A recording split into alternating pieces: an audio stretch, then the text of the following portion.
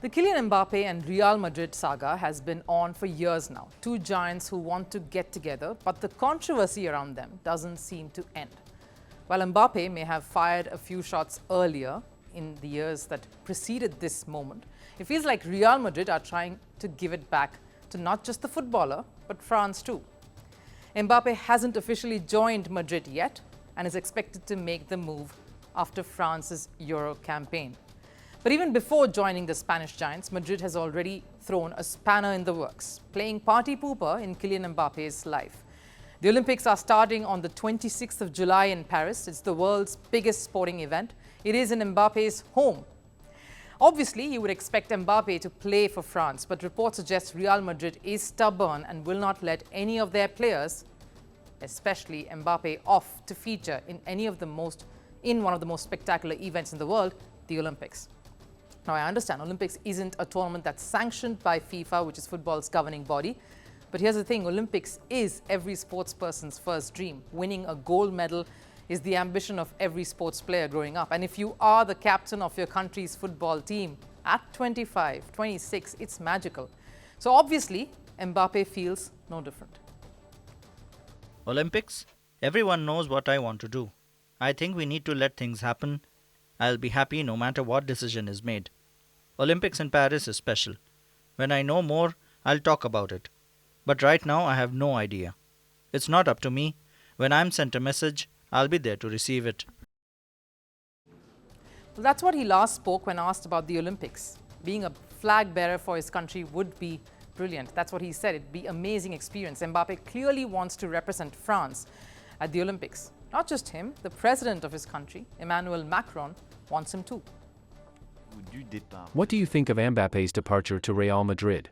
I do not have a particular comment except that I am counting on Real Madrid to release Kylian for the Olympic Games, so that he can come and play with the France team, a few weeks after winning the Champions League with PSG and the European Championship with the France national team.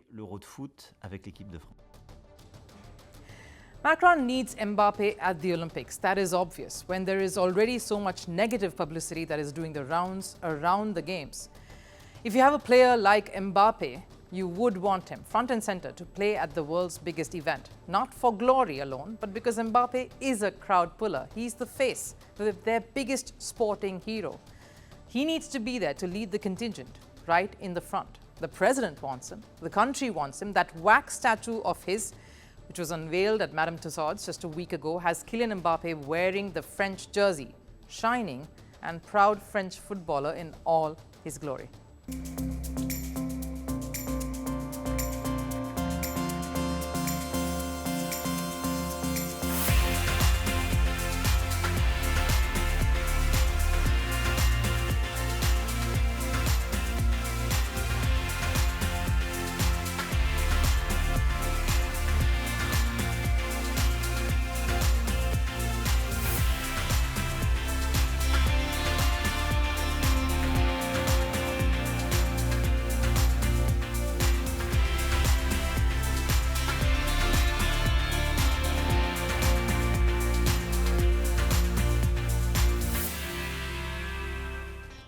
Well, he's all smiles there, but pretty much like that wax statue right now, Mbappe seems to be stuck, frozen solid between a rock and a hard place.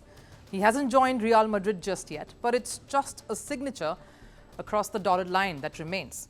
In effect, he already belongs to Real Madrid. That's the impression we get. The club is very firmly calling all the shots even before he's shot a goal for them.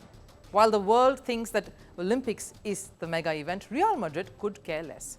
They think, who needs a shiny gold medal when you can have a Galactico on your books? For the Real Madrid boss, this is business.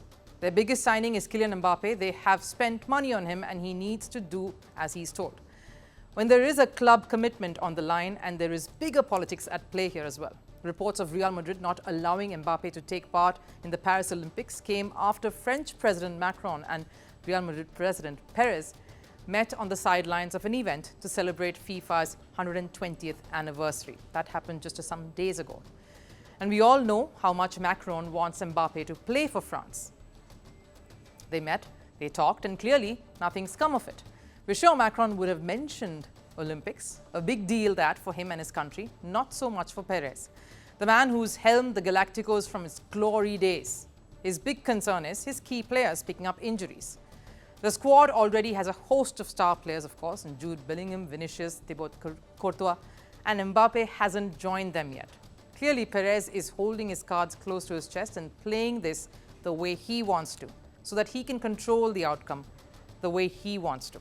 There would be grudge from the past here too, where President Macron had backed Mbappe and urged him to stay back at PSG, at Paris Saint-Germain, the French club, instead of moving to Real Madrid the previous occasions.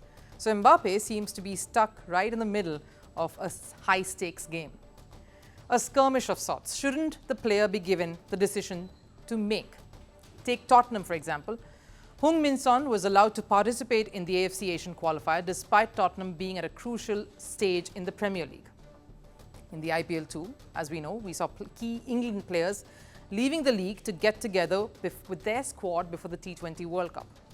The club haven't held them back. It's a decision made by the players and their associations. Real Madrid, calling the shots here, demanding Mbappe's time, makes me ask, where should the line be drawn?